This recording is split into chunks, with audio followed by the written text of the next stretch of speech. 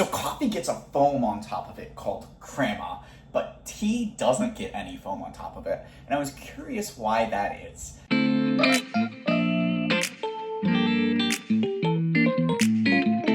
So there's this new trend of carbonated coffees and teas, and I was talking to someone in the industry and he was telling me that the carbonated teas don't really have this problem of foam as much as the carbonated coffees, which have a big issue of foam getting into manufacturing equipment. I think that coffee foam itself, that crema from espresso, is a really notable part of the coffee enjoying experience, and people who drink a lot of espresso kind of notice that creamy foam on top.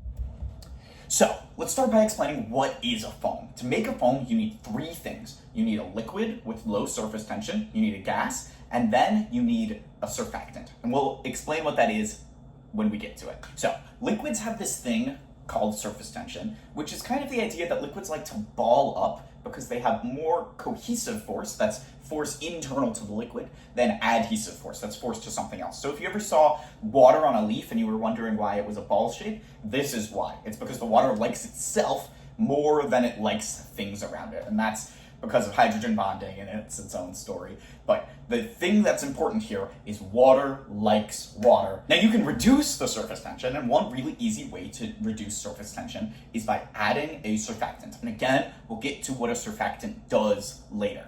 But the important thing is surfactants have two effects. One effect, that they reduce surface tension, and the other effect that we'll get to when we get to it. First, surface tension in a liquid plus a gas. That gas can be any gas. Often it's, when we're talking about beverages, it's carbon dioxide, and that would cause that like fizzy carbonation feeling. Sometimes it's also just like gases from the atmosphere. And actually, the air is one of the notable parts about the espresso, why it has the crema, because when you use an espresso machine, it does vaporize some of the water, and that turns into some of the gas, which then aerates it. So that is one notable part about why coffee has crema and tea does not. Now we made it to the part of the video that you guys are so excited for. I'm sure you're excited for it because I'm so excited for it. And that is the part of the video about surfactants.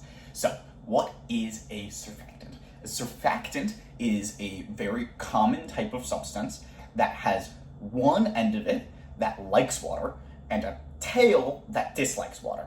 The head is hydrophilic and the tail is hydrophobic. We call this property of something that has a head that loves water and a tail that hates water, it being amphiphilic. One of the notable things about surfactants because of this is the head will stick to water and the tail will stick to oil. And that is really useful for things like soap when you're doing your dishes.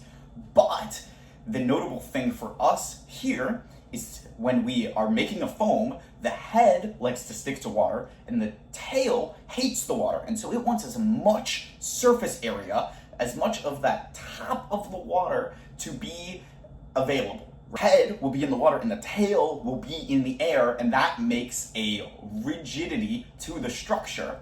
And because it has reduced the surface tension at the same time, that means that a foam is allowed to form. When we talk about coffee versus tea and why one foams and one doesn't, the real answer of why this is because coffee has more presence of surfactants than the tea does. Now, what surfactants are they? You've maybe heard about the Maillard reaction. This is a reaction that happens to food as it cooks. One of the products of the Maillard reaction is a protein called melandinin, and melandinin is a surfactant. Now, because coffee is roasted, you end up with more melandinin in the final product, and that is part of what allows it to foam. Now, a lot of proteins are surfactants. And what's really notable here is that when proteins go into an acidic substance, such as coffee, they end up uncurling a little bit, which allows for them to have more access to the hydrophobic and hydrophilic ends, which means that they become a more effective surfactant. And because coffee is a higher acidity, that is a lower pH, than tea, this allows for coffee to be a more bubbly mixture. Now, let's say you wanted to mess with it. You wanted to get rid of some of those bubbles.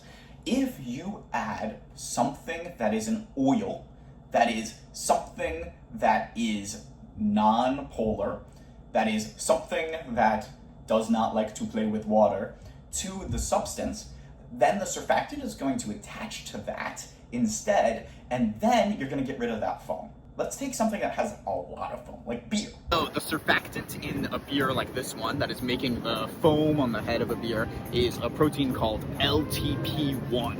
And just like any other protein, the more acidic, that is the lower pH that the liquid has, the more foam is able to be made out of the beer. Same thing with if there is more of the protein present, again, LTP1, which is the transfer protein, then there is more of the foam that is able to be made in the beer. Now, just like any other surfactant, if you wanted to remove the foam on the beer, you can use any sort of lipid, that is any sort of oil. So you could, for example, use a tiny bit of olive oil that'll break up the foam in the beer, or you could use the oil on the bridge of your nose to remove any foam in the beer. And beer has CO2 from the yeast, and because of that, there is a lot of bubbles that allow for this foam to be continually reproduced. If you were to take beer and shake it a lot, it would even produce more bubbles, and then that would cause even more of a stable foam. So, what did we learn? To make a foam, you need three things. You need a liquid with a low surface tension, you need a gas, and you need a surfactant. A surfactant is a type of molecule that has one end that loves water and one end that hates water, and when you have the surfactant plus a liquid plus a gas, it allows for foaming that is stable, made by a lattice structure due to the amphiphilic properties of the surfactant. I forgot the coolest part. The coolest part of this whole thing is that life is made of surfactants. The phospholipid bilayer, that's the layer of the cell membrane of any cell, is made of surfactants. They have a hydrophilic head that likes water and a hydrophobic tail that hates water, and they go in such a way where it goes one like this and then another facing the other way, back and forth, kind of zigzagging, and that allows you to make a membrane that is the basis of life. Like, you are full of surfactants. You're a foam, kind of. I mean, it's liquid inside of you and not a gas inside of you, I hope.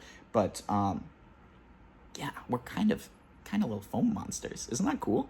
All of my resources down in the description. I read a lot about this. There's some really good, cool papers out there. One of my favorite papers, I will show you some diagrams from it. These pictures, they took a laser and they shined it at some foams, and it's like a really high precision laser, and so it allows them to model foam production at like a really tiny scale, and they were able to use that to learn a lot more about foams in coffees. Yeah, I hope you enjoy. See you soon, brothers.